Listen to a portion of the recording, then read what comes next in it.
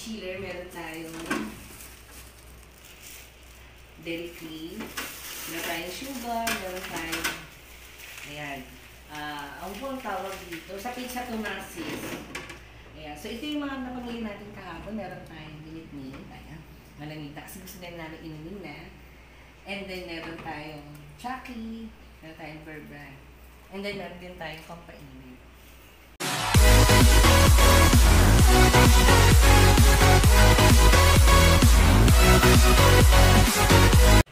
Hi sis! Welcome back to our channel. For today's video mga kasisa, ipapasilip ko sa inyo ulit ang ating ref o ano yung laman niya sa loob.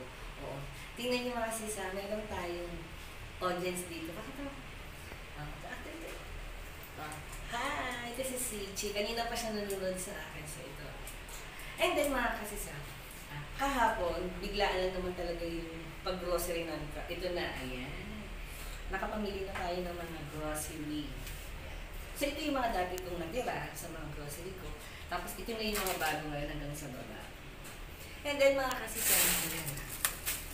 So ito yung mga kasama ko pinamili namin kahapon. 2 pack po yun.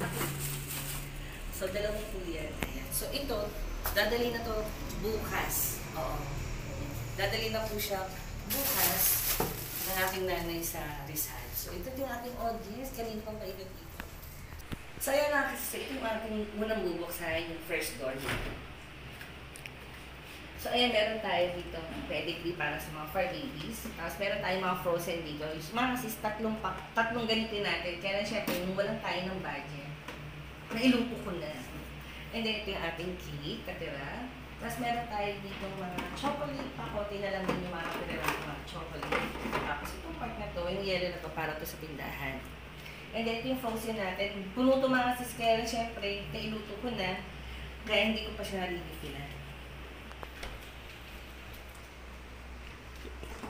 Ito yung ating second door, ayan. So meron tayong, itong part na to, para to sa bahay. So meron tayong Pocari Sweet. Meron tayong Minute Maid. So, ayan, malamig na. Kasi request to ni mother, gusto niya nang uminom nito. Tapos, meron tayo dito Chucky. Ayan. Meron tayong Burbrand. Hindi pa siya malamig. Ay, syempre, meron tayong pampainit. Ayan. Tapos, mayroon tayong ako. Yung part nito, ito naman yung mga pagkain ng aso na mga niluto ko. Tapos, yung gulay na binili namin kanina. Then, meron tayo itong part na to, ito yung gamot ng mga aso, Yakult. Then, itong part na to, mga kasis, is para sa tindahan. Sa tindahan to. Then, meron kaming store, tapos ito yung aming gentle po para sa mga mouthwash ng mga dogs natin. Ito yung part na to, sa tindahan pa nito. Pero ito, sa akin na to, nagpapalamig na tayo mga sis. Hindi, sa part na to, so parang hindi masira yung ating mga sibuyas. Ito ko nilalagay sa chiller. Kasama ng mga bawang, at kung ano pa mga gulay.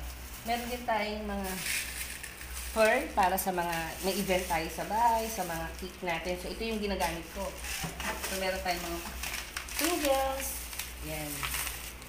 Para sa ating mga, pag nag-bake tayo ng cupcake. And then, dito sa taas, meron tayong egg. Ayan. Meron tayong egg. Tapos meron tayo. Kung paninda na to, ito sa amin na to. Ito. Minute Maid, tapos Catholic. So, meron tayong patubig. So, itong part na to sa bahay. Ito naman para sa tindahan. So, ayan mga kasis. Yan yung laman ng aming ref. Ayan. So, konti lang naman mga sis. And then, ito yung ating pinag-grocery kahapon. Yung mga lumang stocks at saka yung bagong stocks. And then, itong part na to, yan yung dadalhin ni mother tomorrow para doon sa kanilang bahay. So, tignan nyo naman yung ating audience. Pansinin nyo naman siya. So, ayun mga kasis, maraming salamat. Sinuman nyo ako sa ating video. So, don't forget to like and subscribe.